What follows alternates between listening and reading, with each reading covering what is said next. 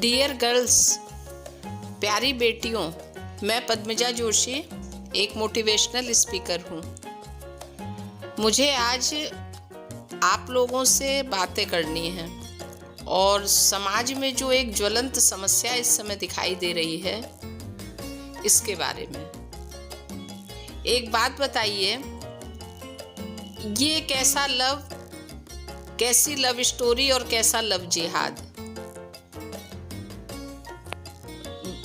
आप जो टीनेजर्स बच्चियां हैं, आप लोग पढ़ी लिखी भी हैं, ज़्यादातर बच्चियां ऐसी ही हैं। मुझे एक बात आप लोगों से समझनी चाहिए थी, मैं समझना चाहती हूँ कि आप लोगों को जब सब तरह की समझ है तो कोई आपका गलत फ़ायदा उठा रहा है, उसकी समझ आपको नहीं होती है।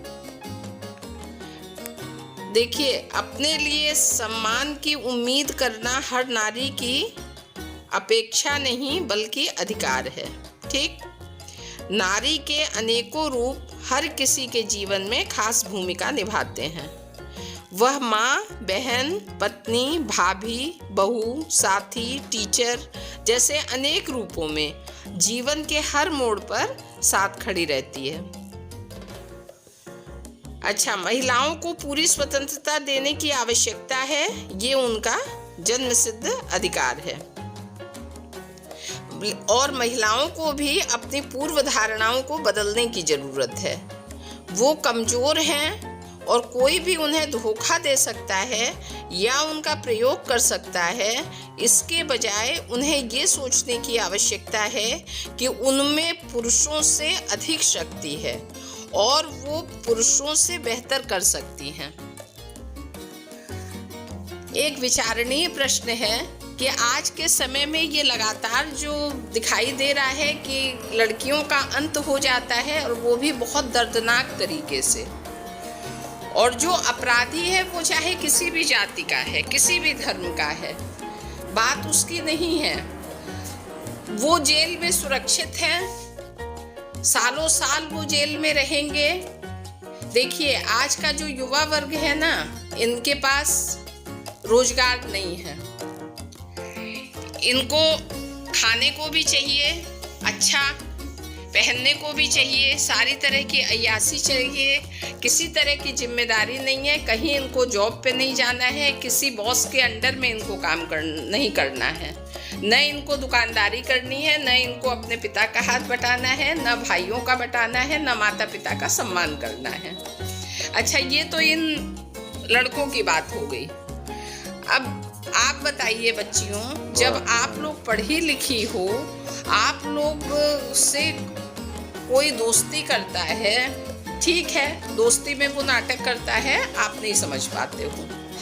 अच्छे व्यवहार तक तो बात ये समझ में आती है, लेकिन जब उसका व्यवहार बदलता है, आपके प्रति वो कठोरता दिन प्रतिदिन बढ़ाता चला जाता है, आप पे अनावश्यक अंकुश रखता है, आपको नीचा दिखाता है, आपको मारने की धमकी देता है, उस समय भी आपको पता नहीं चलता है कि सामने वाला व्यक्ति आपको बहुत लंबा नुकसान पहुंचा सकता है। तो इन चीज़ों के लिए मुझे लगता है कि सबसे पहले हमारी बेटियों को जागरूक होने की ज़रूरत है। हम महिलाओं में ये क्षमता होती है कि सामने वाले का स्पर्श है या सामने वाले की बॉडी लैंग्वेज हमारे लिए कैसी है, वो हमको नुकसान पहुंचाना चाह रहा है, तो सबसे पहले हम ही उस चीज़ का अनुभव कर सकते हैं। तो फिर बताइए, आप उन चीज़ों से क्यों अनभिज्ञ बनी रहती हैं, क्यों अपना शोषण करवाती हैं, क्यों आप अपने आप को समाप्त कोई कर दे ये अधिकार किसी को देती हैं।